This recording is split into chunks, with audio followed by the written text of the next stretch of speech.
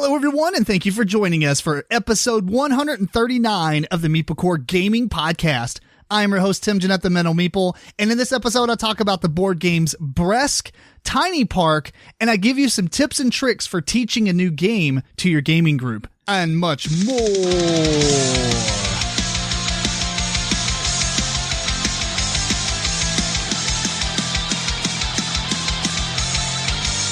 Alexa, ask a random question.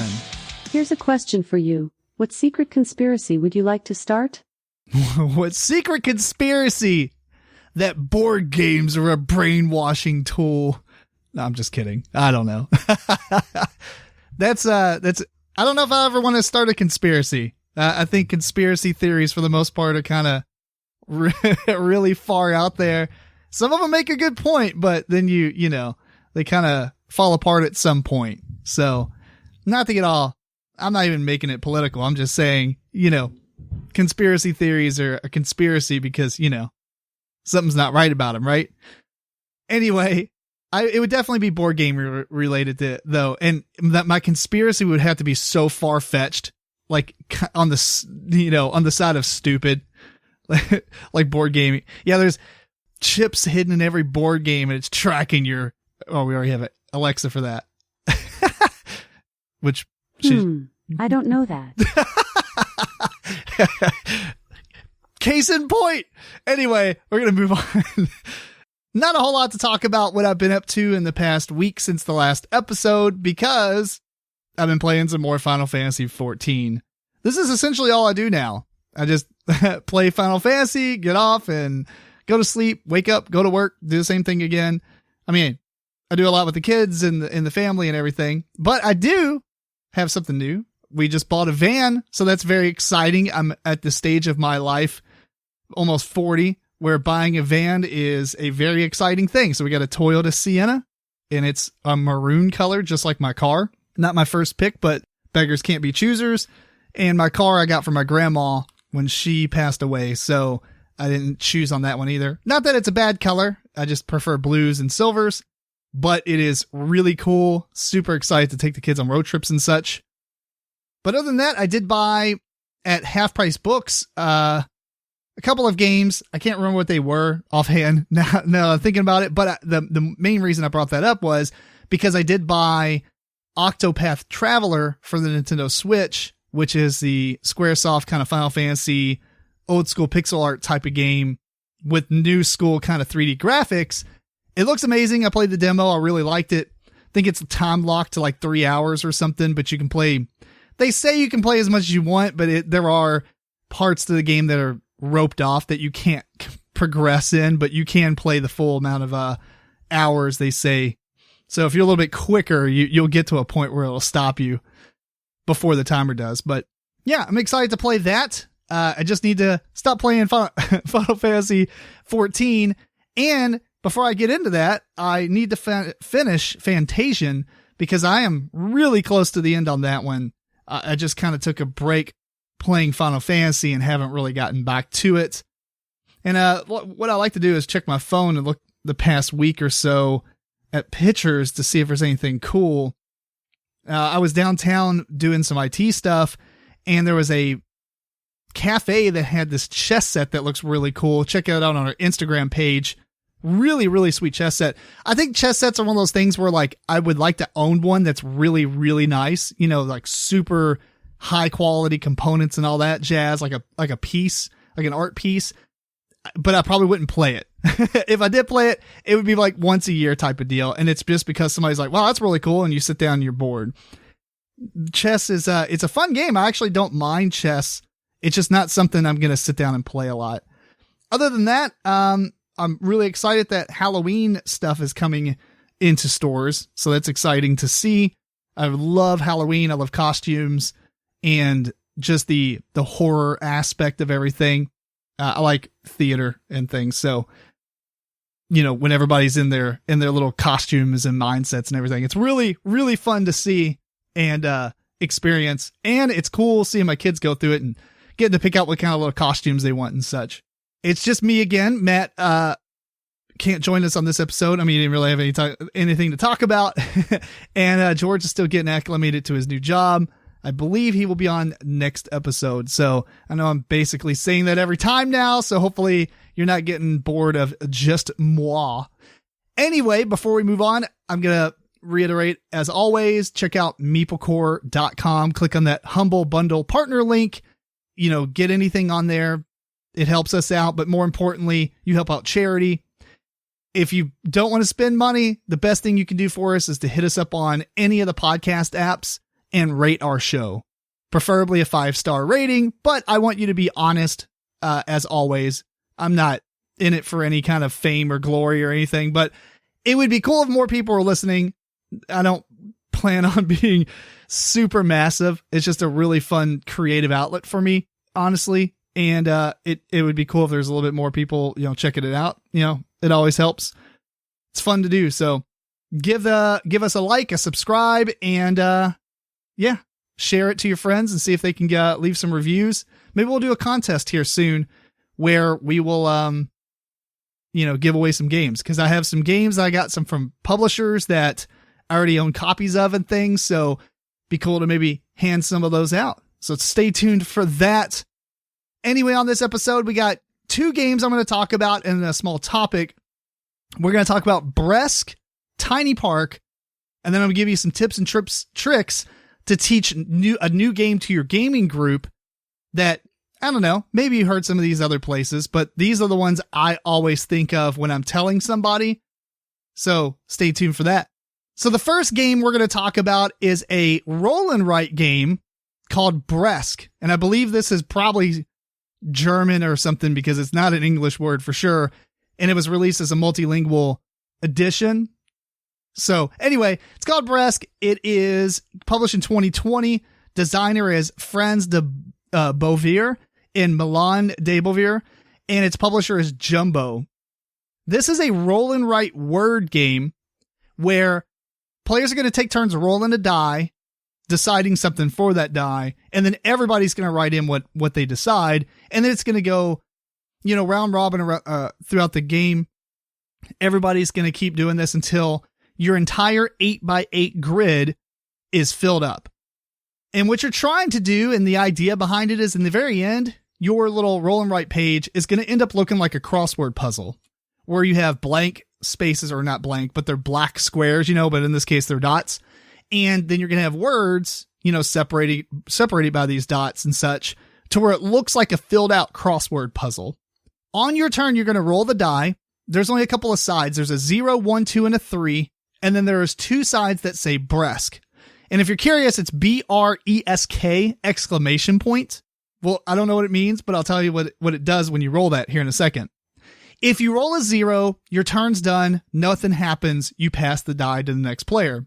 If you roll a 1 or a 2 or a 3, you get to decide that many letters and or spaces.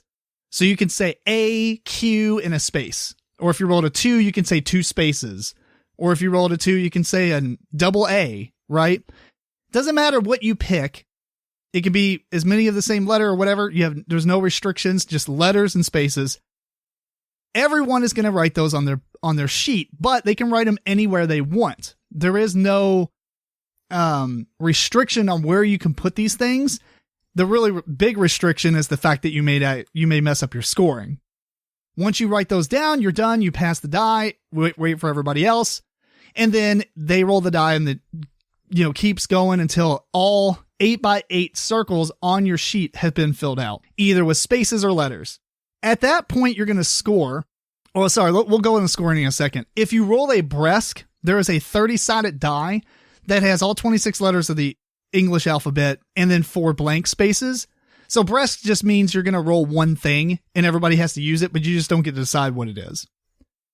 Anyway, at the end of the game, you're going to count up points in each row and column on your score sheet for the letters that make up words. So if you had the word ball and cat, but they were together, ball cat is not a word. You have to separate it by a space, and you can't separate it by like a letter. So if it's ball, Q, cat, you just screwed that whole line up.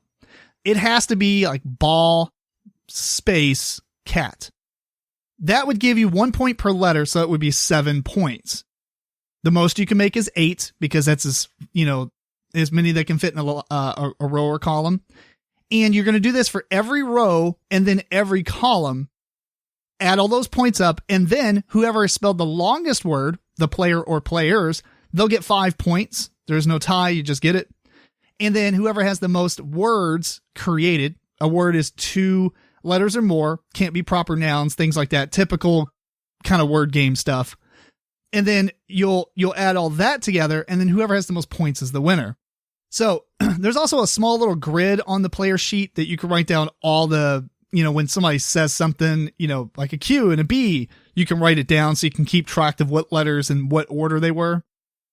That's on your sheet as well. Not everybody has to do that, I guess, but it kind of helps, at least if one person's doing it for sure. Anyway, so to tell you my thoughts about the game, I will say number 1, the box says 30 minutes, lies. It really is. This game is so long. It is AP prone because it's not like you're just making a choice and be like, you literally have to almost map out. Like if you spell one word, right, across all 8, row or column, you need words that can fit on all the other letters on there. And then you need to think about, well, I need some space to like throw letters at to just dump them because maybe I'm not going to use a Q, right? So I need somewhere to put that that's not going to impede the points for the rest of the words in that row or column or whatever. It is a lot to think about. This game is really long. I'm sure if you play it with certain people, the game will be 30 minutes if they're just super on it with their words and what kind of words they want to spell throughout this game or whatever. But man, it's a long game.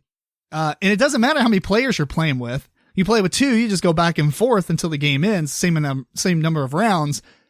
The only bad thing about that is it really helps for you to roll the die and pick the letters because that's how you're going to get the choice to fill in stuff. Like I was spelling the word champion, right? Which is 8 letters long. And I wanted to, get an H and no one was saying H, or I wanted to get a P. So it helps to roll the die. And if you're playing with a ton of people, it only says 2 to 5. The 5 is probably definitely a lot. I mean, it's probably like, 2, 3. I mean, I don't know. Either way, you can play it with as many people as you want. You just got to think a little simpler or alike like the other players and what they might be going for and kind of look at, I don't know if you're allowed to look at their paper or not. We weren't supposed to be doing that, but some people did. It's kind of like a loose thing. There's nothing in the rules that say, keep your eye on your sheet kind of deal. I think it's smart to look around, strategically or whatever, but probably draws the game out because if you see somebody's going after a really long word, it's weird because the word doesn't make it worth more points. It's just 8 points no matter what. So the most you can score on each line or column is 8. If you put a space, you're getting 7, but you're spelling 2 simpler words probably. It's very interesting. I didn't mind it. I will say this though. When you roll the die is just, it's a mess. Like first off, the Bresk thing, because there's 2 of those, you're going to roll this D30 die and you don't get to decide. So it's really, you just rolled a 1, but you don't get to pick. Lame. I maybe not have 2 of those sides. Maybe just have 1 or have 1 and then have another one that has 2 on it. The problem is the die literally has 2 Bresk. Stay on focus here, people. Anyway, you have 2 sides that say Bresk. You have 1 side that's a 1 and 1 side that's a 0. So literally 66% of the time, the die is only producing well, I guess 50% of the time it's producing 1 letter. So the game is very, very long and drawn out. I would have almost liked to see more of a, like a split. First off, the 0 is garbage. Why even have this in the game? That doesn't make any sense. It is the worst design thing ever to put in this game. I don't know. It's just pointless and it only hurts the person who rolls a 0. Especially if you're playing like 4 players, because now it's like, oh great, I just wait and all you all pick letters and now it's all you all again, It's just really annoying. It's not fun. It's just not very balanced with having a 0 on there. So I would have liked it more of like a 1. Actually, I wouldn't even like 1. Just make the 1s be the Bresks, right? So have like 2 sides of their Bresk and then 2, 2, 3, 3, which would be perfect because you're rolling so many letters at that point that the game's going to be a little bit quicker. That's my main thing about it. Or maybe the game can come with like a backside of the sheet where it's only a 5x5 grid if you want to play a small game. Obviously, you could just mark off the 6 to 7 and 8 row and column and then only play a 5x5 grid. It's not like you need another sheet of paper to do so. I don't know. There's minor things. Getting points for having the longest word is kind of pointless because it seems like an 8-letter word is what everybody goes for at first. They kind of build your foundation of what your whole sheet's going to look like. And the most words, actually, I don't know. It's weird that that's actually less points. That's actually a cool thing. I just think the longest word doesn't make any sense unless for some reason you could wrap around or anything, but you can't. I don't know. I like the concept of this game. I just don't think I like everything about it design-wise. The die is just crap. I could just make a new die and get the same effect, right? It's not going to change much of the game. I'm just trying to make it to where it'll speed it up a little bit quicker. And that randomness of the Bresk thing is kind of annoying. It's not that bad, but it is a neat way to force players to not always pick the obvious. So it's like, what am I going to do as a Z? Because if you didn't have that die, no one's going to pick a Z. Maybe somebody will just to mess with everybody else, which is kind of a cool strategy, I guess. Overall, I actually did not mind this game. I liked it. I didn't like the length of it, but that is a lot to do with the players and not necessarily the game. But I don't know how a word game like this would be a lot quicker unless you had specific words you were trying to fill in and the die was giving you those letters or something. But either way, I don't know if this is released in America. I played this digitally online but it does have a multilingual edition, which is not really that necessary. Basically you just need a sheet of paper and a 30-sided die with letters on it. But, the digital format that we played it in, Tabletop Simulator, actually had a deck of cards that had all 26 letters and 4 blanks for the spaces. So you don't really need the official components, but as always, it's definitely worth buying if you like it so that you support the designer and the publisher for sure. And you get some quality components and everything. So if you like word games and you like roll and writes, I don't think there's many out there that I can even think of. This is one you should check out. If you don't like roll and writes, you could probably stay away from this. If you don't like word games, absolutely stay away from this. There's much better word games that I would recommend to somebody who doesn't like word games that, want to play one. But this is not it. I think this one it rewards you for having a pretty big vocabulary, and it also rewards you for being really quick to think of a lot of words that can jumble together like Scrabble style. So if you like Scrabble, this is something you might want to check out. Or if you know somebody who really likes Scrabble and plays it a lot, this could be a cool gift. So anyway, that is Bresk with an exclamation point at the end. Next up, we're talking about a small kids game called Tiny Park. This is published by HABA in 2017. It's for 2 to 4 players, and it's designed by Marco Tebner, and artist is Esther Diana. And this game is basically a Yahtzee style game where you're trying to buy these tiles and build an amusement park. What that basically translates into is you're rolling some dice like Yahtzee to give you some symbols to buy a tile that will fit in this 4x5 grid. And the first player to finish their grid first is the winner. That literally is all the rules to the game. There are 6 stacks of tiles out in the middle, and they're different tetra shapes, basically, polyomino.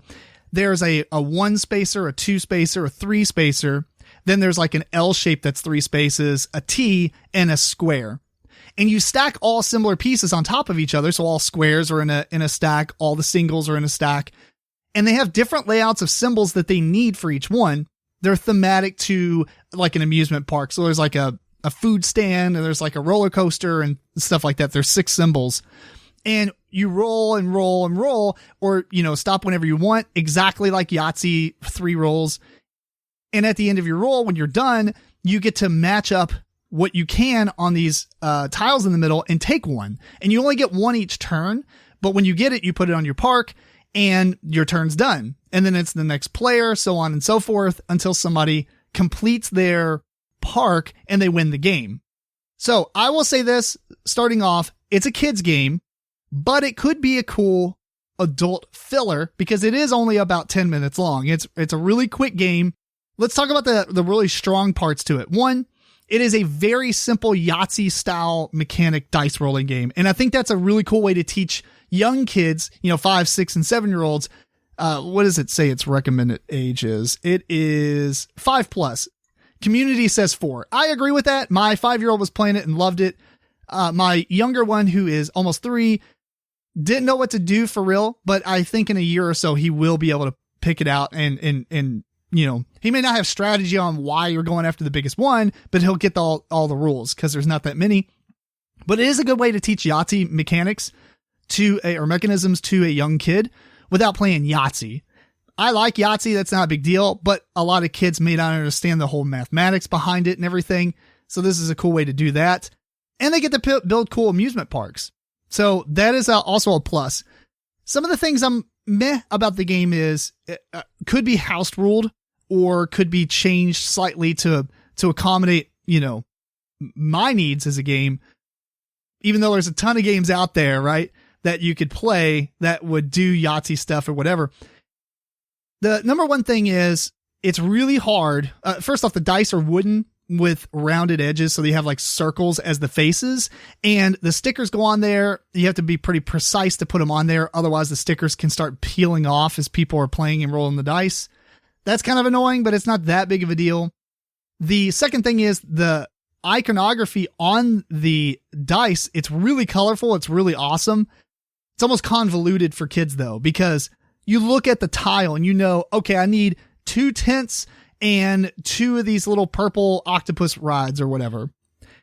But a kid doesn't really see that because you don't have a grid on these tiles to show you that you need 4 separate dice. The graphics are kind of woven together on the actual tiles, and it's much harder to kind of decipher that. As an adult, it's not that big, but it is kind of still like, what is that? Oh, no, that's not the pizza thing. That's the tent. You get some of these confused, and it's kind of meh. The other way they could have done it is the backs of the tiles. One side have this cool graphics that you're doing, but on the other side have colored outlines. Like this is a blue and this is a blue and this is a red and this is a purple. And then on the stickers for the dice have like around the circle, like an outline of the color. So the kids could match the colors a little bit easier and not have to worry about looking at just the artwork. That's a thing for me. I think is pretty crucial. My son had a hard time kind of differentiating some of those symbols, and there's only 6 of them, and 3 of them look really similar. So when you get real close to them, they don't. But if you're just rolling the dice, you know how like you roll a dice and you roll a 6 and you get super excited immediately? There's no excitement. You're like, oh yeah, that is it kind of deal. And it's, it could have been done a little bit differently to be a little bit more visually easier to differentiate. But the game is actually pretty fun. I can't remember honestly in the rule book. I think it just says whoever fills up their park first wins. That's kind of a first player advantage. We just played it all the times that we've played it. We've always done, if somebody finishes their board, you play to the end of the round, much like all the other games do. And then whoever has a full board wins at that point, which means some people can win. One person can win. Nobody, not everybody could win. I just think it gives everybody a fair amount of chances to be able to win is the bigger point behind it. But for this game of this size, this is really cool. This is a very light game. I think if there was a little bit more to it, you could almost make it a really nice adult filler game that's 10 minutes long. I think it's a little bit lackluster as far as a filler goes in comparison to other games. So I don't know if I'd recommend it to adults, but if you have adults with kids, this is a fun one to play with kids for sure. Yeah, I recommend it. I think as always, HABA makes a ton of games that are really good. They have some that aren't as great, but so far the ones that I know I'm looking at and reading and researching beforehand, these are worked out tremendously well with my kids. So if you have a 5-year-old or anything in that vicinity, I think this is one you should check out. Especially if you're wanting them to get into something that's a little bit different than other kids games, because Yahtzee mechanics are there, but how many times do you have all these Tetris pieces that you can fit together to build something, right? And I think that's a pretty cool concept for kids early on. Ton of adult games for that, but as far as such a young kids game, it's pretty cool. So check that out. It is Tiny Park. Okay, so now we're going to move into the meat of the episode. I always like saying that, but we usually don't say it unless we have a topic that we're doing. And we don't have a lot of topics that we're going over recently. Once you talk about a lot of topics, you got to give it some time and talk about it again many episodes later. So other than like top 10 lists. Anyway, on this one, I'm going to give you some tips and tricks to teach a new game to your game group that either you may not be aware of, or if you're having some struggle issues with certain things. Now, there's a ton of these videos online. I promise. I understand. I've seen tons of them. They repeat some of the same stuff. Make sure you play the game, test out a round before you play it. Make sure you read the rulebook a few times, watch how to play, or, watch it played by Rodney Smith online and things like that. And that's all great. I feel like that's very obvious stuff though. I mean, like if I'm going to drive a car, I'm going to read the manual. It makes sense. But there's a couple of things I've ran into over the years that teachers will do this at conventions or local game groups and such. And I'm like, oh, it just irritates me. I'm like, stop it. And I don't see this being mentioned so many times. So I'm going to go over a few of them. The first one is always, and some of these tips actually apply to the people listening to the game as well. Not just the person teaching the game, but the entire group also. So if you're not somebody in your gaming group that teaches games, but you're somebody in your gaming group that likes to be taught games, some of this stuff applies to you as well. I'm not leaving you out. And that first thing I'm going to say is leave out personal opinions and experiences. So what I mean by that is if you have a couple of people that play the game and you're inviting a new person or maybe two new people to play this game that your group has played a bunch, no one cares that you scored 110 points last game and the next player scored 58. Like that big of a gap. Or no one cares that you use this one card that the person teaching the game is teaching. You use that card at, when they're using it as an example, that you used it to pull off this crazy combo and kill 3 of the players all at the same time, blah, blah, blah. None of that matters. That's not a teachable moment. Even if you're like, I feel like stuff like this, I leave out too. If this card is broken or this card is underbalanced or something, don't even say that. Let that stuff be figured out. That's not stuff that you should explain during the rules explanation. I just don't see it being useful. It actually detracts people from learning. In the IT world, I've taught many, stood up and taught classrooms and things like that. And I've seen other teachers do the same thing where they get on this crazy story about how this one time they were doing this thing at a client's and they went through this massive one-off situation that probably won't come up. If somebody's asking you for that, that's fine. I feel like a lot of times that's just a rabbit hole and it spends so much time. So if somebody is not wanting to listen to 30 minutes of rules, they don't want to listen to 20 minutes if you're talking on a 10-minute rule explanation. You know what I mean? You got to keep it simple. That KISS statement, keep it simple, stupid. Try to leave all your personal opinions and experiences with this game out of the rules explanation. When you're playing the game, if you do something cool, that's fine. But the players don't need to know what kind of strategy you went for last time and why this one's a better one. I see too many people doing this, and it does not make you a good teacher. People are actually shut up and move on. Honestly, they really are. Even if they're your friends, they're thinking it, but they're too nice to tell you because you guys know each other. Just don't do it. Now use that. I'm not saying these are definites and this is the, written in stone statements. Your group, right? But if you think back and you do this quite often, it's annoying. It really is. I can't see anybody who would be awesome and excited about you explaining your 200-point victory last time and how you did it and why this card's garbage. Don't go after that next time you play. Here's the thing. You didn't design the game. Some of these cards actually do. And this is one thing I say all the time. Some cards and abilities and things and strategies do not work for new players. They are more advanced, but they have a higher top speed, I guess you could say. You might be able to accelerate with these abilities and such really fast, but you're only going to hit a max because they aren't that powerful really, in comparison to the things that you overlooked and thought were crap that have so much more use out of them compared with other things or paired with other things.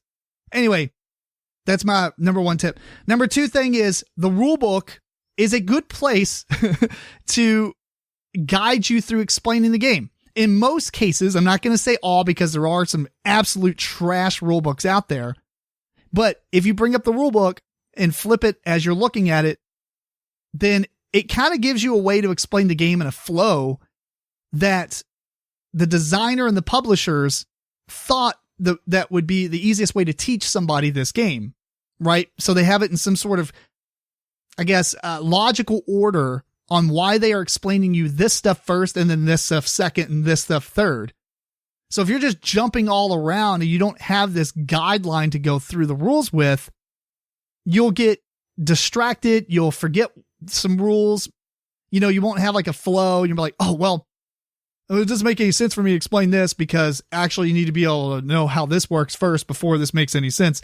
The rulebook typically will have that order pre-laid out for you. Remember, you didn't know how to play this game. You read the rulebook, presumably, and now you know how to play the game. Or you were taught it or watched a video or whatever, but I always suggest go back and read the rulebook. I don't care if you watched it play or anything like that. Always read the rulebook. I think that is the best way to understand how to play a game. Now, the exception is if the rulebook's trash and somebody online has deciphered it better with the designer or whoever the original rules person was, maybe you'll have to watch that to do it. But I'm talking in the general idea of games, going through the rulebook in the order that's presented typically will be the best approach to teaching people. And that kind of takes me to the next thing, which is a lot of people say this, but it always has to be reiterated. Only one person teaches the game. If somebody wants to bring up, well, here's an example, that's fine or whatever, but one person's teaching it. I've seen too many times where somebody's really excited about a game and they want to jump in and start explaining it also. Shut up, sit down. Which ironically, that's exactly what shut up and sit down said. But you need to sit back and let the person teach it. One person's teaching the game. If two people are trying to teach it, you don't know, unless for some reason you're some powerhouse teaching couple or, partners in life that you do this on a daily basis. I think for the most part, you're going to distract each other and then jump over each other and try to finish each other's sentences. And it's just really annoying for the other people that are listening. Calm down. Let one person teach it. Remember some things. Maybe they're skipping. And if you want to bring those up afterwards, that's cool. One person, guys, one person. The next thing is, one thing that I do consistently, and this isn't going to work for everyone. I do not hand out player aids until I am done teaching. I have always found these to be distracting for other players because they will pick them up and start reading to you or reading to themselves and they're not listening to what you're saying, or they're trying to get context for another ability or, another action you can take. And they're like, well, what's this symbol here? It's like, dude, I'm going to get to that. Give me a second. This is why I don't hand out player aids. I almost don't even pass out cards during setup if it's like a game where you're going to pass out 7 cards to every player. I don't even do that. Finish the setup. I finish most of the setup and I will explain the game because having it set up a little bit's easy for examples and moving stuff around and pointing at pieces and such. But if people have a lot of items that are theirs, then they're going to be very distracted and not listen to you. Now, this ain't going to apply to everyone because some groups you just pass out everything and they just sit and focus on what you're saying. Those applaud. You people are awesome. Need more players like you all. But there's too many people that player aids will just absolutely distract them. They won't listen to you. They won't even say that. They won't even know. Later on, they'll be like, what's this do? I've already explained that to you twice. I explained it once and somebody else asked me to re-explain it because they weren't listening. I explained it. You get to the end of the rules, you start the game. It's like, well, how does this work? Because you still weren't listening. So I think player aids and asynchronous powers and such like that definitely need to kind of sit off to the back end, right? And give it to them after everything has been explained. On top of that, Well, kind of adding into the last tip I have, this isn't a very long thing, I'm just going to keep it pretty short, is explain how to win the game first. I think as many times as all these videos always, say give the concept in the game, I don't even care about the theme, honestly. A lot of people say the theme is context. For the most part, theme doesn't matter. A lot of these games, the theme, it's there, and maybe it makes sense. You can draw conclusions between the stuff, but if it's a deck builder, it's a deck builder. It doesn't matter what the theme is for the most part. So I don't think theme is really that important to go over. That's cool right before you start. You explain the game, and then you go over the theme, and you're like, all right, this is what we're doing, But I always start with, all right, here's this game, and the first thing is, it's a game where you're going to get as many points, and after 7 rounds, whoever has the most points is the winner. Keep it super simple. That way, everything you're explaining to them is going to be in the context of, I need points. Oh, that says 20. That's a lot. That says 5, but you can do it 3 times a turn. That's awesome. If you don't explain what the concept is and what their end goal is, it's hard to draw that, context on what they're trying to think, because you're starting this system of gears in a person's head, and the big cog in the middle is what is the idea and how do you make this work? Like not how you make it work, but how you make it get the most points, and at that point, then you start adding in all these special rules and things like that on the side of it. And it all makes sense because they all link back together. So the biggest thing is explain how to win the game first. And I will also say, explain anything that's counteractive to the golden rules, which is the rule book, like cards and stuff like that. Always explain that last. I know a lot of people will get asynchronous powers and stuff, player character powers and everything. You need to explain that last because it's not worth even going over how that modifies a basic rule if you haven't explained the basic rule. I know it sounds very simple in concept. I see this all the time. People will do this. They just start explaining what they see in front of them or what people are asking questions. And I guess that's the last tip I'm going to end with. As players, don't ask questions. I know that sounds really rude, but let the person explain the game first. If you feel like they've moved on from movement, ask a movement question. If they're still in movement and they're going through it, asking questions about what they're explaining just kind of derails everything. It really does. So anyway, there you go. That's some tips. If you got any tips, send them to MeepleCore@gmail.com. I'm curious what you've experienced that might help others out. So anyway, with that being said, we are at the end of this episode. So I want to thank you for tuning into episode 139 of the MeepleCore Gaming Podcast. This episode was recorded on September 3rd, 2021. Please send questions and comments to MeepleCore@gmail.com. Follow MeepleCore on Twitter, Facebook, Instagram, and check out video versions of the show on youtube.com/MeepleCore. Until next time, this is Tim Jennette, the Metal Meeple. Keep on rocking and rolling dice.